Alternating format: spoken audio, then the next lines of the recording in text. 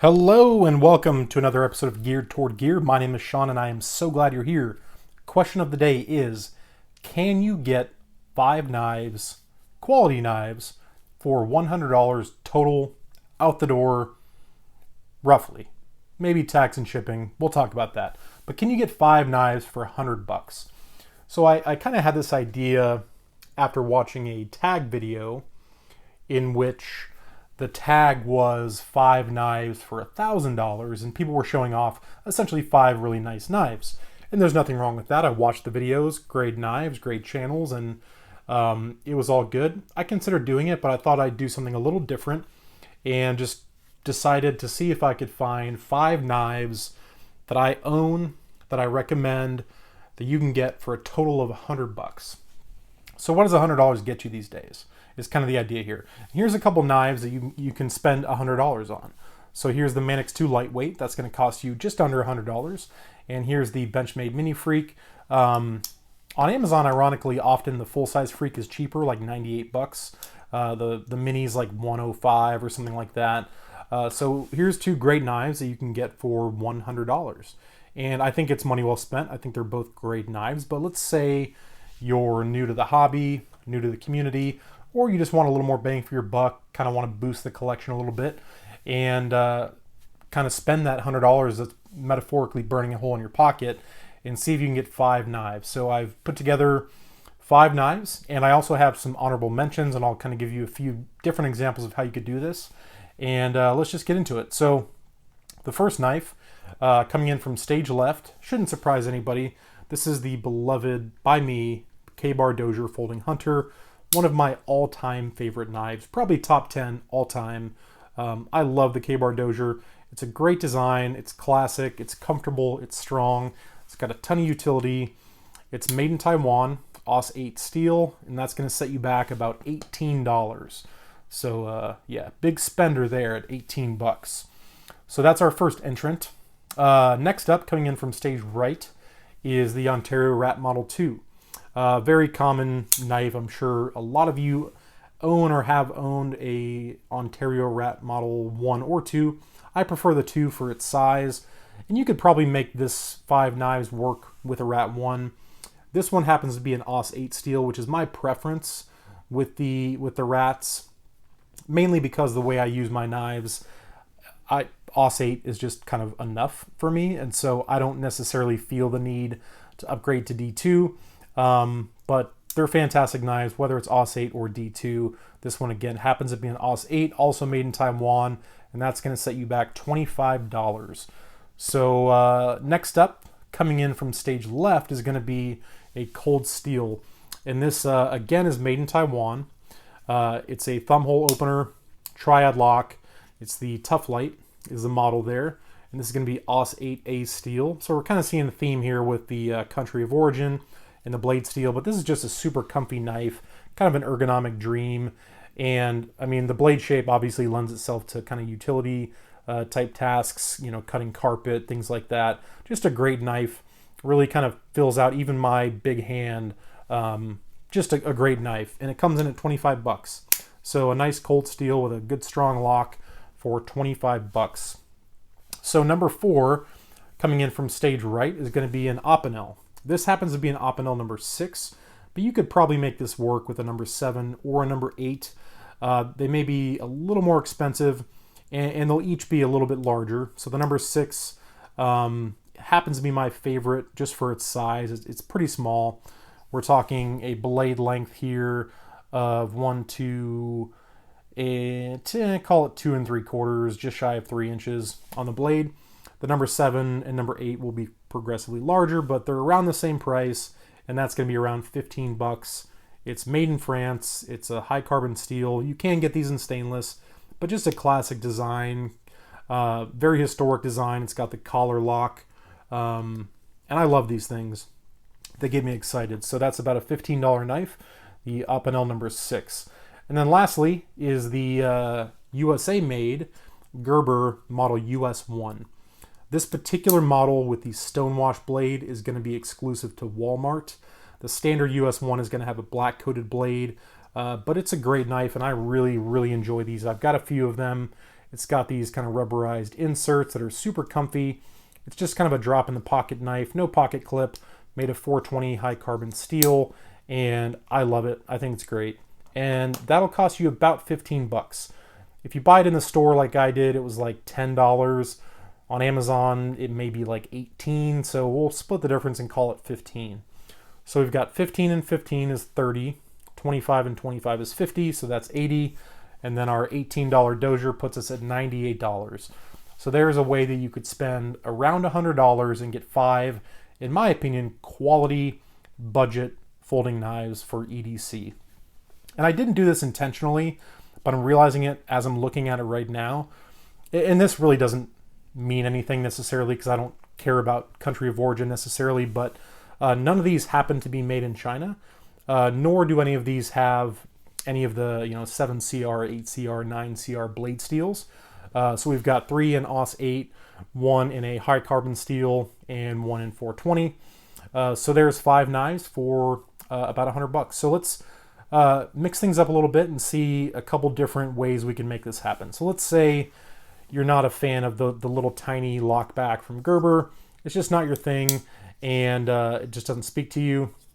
We could pull this guy out of here and bring in another knife that's around 15 bucks, which would be a number of different models from Mora. This happens to be the Mora Companion, the Mora Basic. You can find a lot of those for around that $15 price tag, so if you want to throw in a fixed blade, a Mora would be a great option. Maybe you don't like the cold steel. Maybe it's a little too wide, takes a little too much space in your pocket, and you're just not digging that. Wharncliffe maybe. So let's set that one aside and bring in another $25 knife, the Ganzo Firebird Model FH21.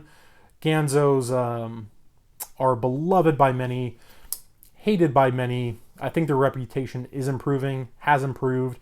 But I'll tell you one thing, nobody will ever convince me that this knife and a few others in the FH series are anything but fantastic values and really great performing knives at the $25 price tag. So there's another way you can get 5 knives for $100. Let's say maybe you don't love the Rat series for whatever reason. I think they're great, but maybe that's not your bag. What else could we get for about 25 bucks? Well, you could get like a Victorinox Tinker. This is not a Tinker, but just to kind of represent a multi-tool or a Swiss Army knife. A Tinker is going to run you about $21, $22. So there again, you're in that same $25 range. Let's get rid of the Ganzo. Maybe you're just not a Ganzo person and you just don't care for them. That's cool. Let's get rid of that guy and bring in one that costs $5 more, and that is the Rake Model P801. It's a stainless steel frame lock. It is a flipper made in China from my favorite budget steel, 14C28N. Great knife. Can't say a bad thing about it. So there again, we're kind of still in that $100 range, maybe 105 at this point. So there's another way you could do it. Maybe the Rake is too heavy for you. Maybe you don't like the kind of all silver look, the all stainless. Let's get rid of that guy and bring in another USA made knife that costs around the same price, 28 bucks, somewhere in there. And that is the Buck 112 Slim Select. These things are fantastic despite the fairly atrocious pocket clip. But if you can get past the pocket clip, these are great knives. It's the classic Buck 112, just slimmed down and lightened up, and at a pretty attractive price point, being about $28, somewhere in that range. Again, USA made, so there we go. Another way you can make that happen. So I just want to give you a few examples of how you could, in theory, create a collection of 5 knives that I think are all good quality and good values for around 25 bucks. Now, having said that, I love all knives. I am an equal opportunity knife enthusiast. I love them all. Budget, expensive, cheap steel, super steel. I love them all. And this is kind of what I would say about knives that kind of fall into this category. If you're the budget knife guy or gal, and that's just kind of your thing, you're not really into the high-end stuff, then just buy what excites you, buy what you can afford, and don't apologize for it.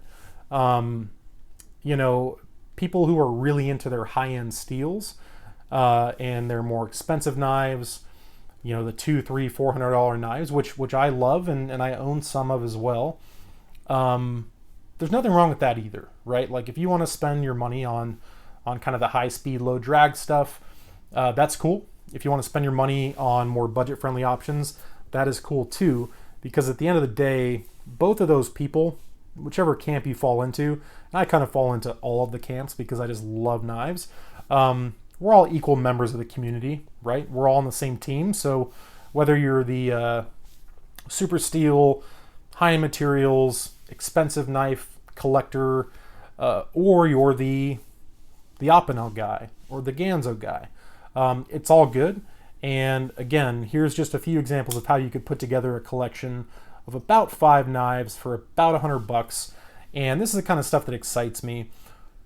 And what's interesting about this to me, and kind of why I wanted to do this video in the first place, is to point out the fact that although I do own some much more expensive knives with much higher end materials, I can get really, really excited about a budget knife. A Ka-Bar Dozier, for example, this thing does it for me. I love these knives so much. I can't even tell you. I have so many of them. It's just a phenomenal knife, and it truly does excite me and kind of brings about that passion that I have for pocket knives. Same thing with the Opinels. I love Opinels. They're just classic. They perform well. They're so affordable. So it's just interesting and fun that we can get excited about really, really budget-friendly knives, and that there's no need to apologize for it because they're fantastic. And of course, you could mix and match a million different knives. Nowadays, especially coming out of China, there's some great budget-friendly knives coming in at the $20, $25 price range. So you could substitute 20 other knives on the table and probably still put together a collection of 10 knives for around, 5 knives for around $100. But here's just a few examples that I came up with on how you could do that. So if you're looking for any budget knives, I certainly recommend everything on the table that you currently see. And I'd be interested to know in the comments, do you own 5 knives that if you added up the cost equal about $100? Maybe a little less, maybe a little more. Because it wasn't super easy at first. There were a lot of combinations of 4 knives that I could get to equal 100 or less. That was pretty easy with like the $25 knives, just pick 4 of them.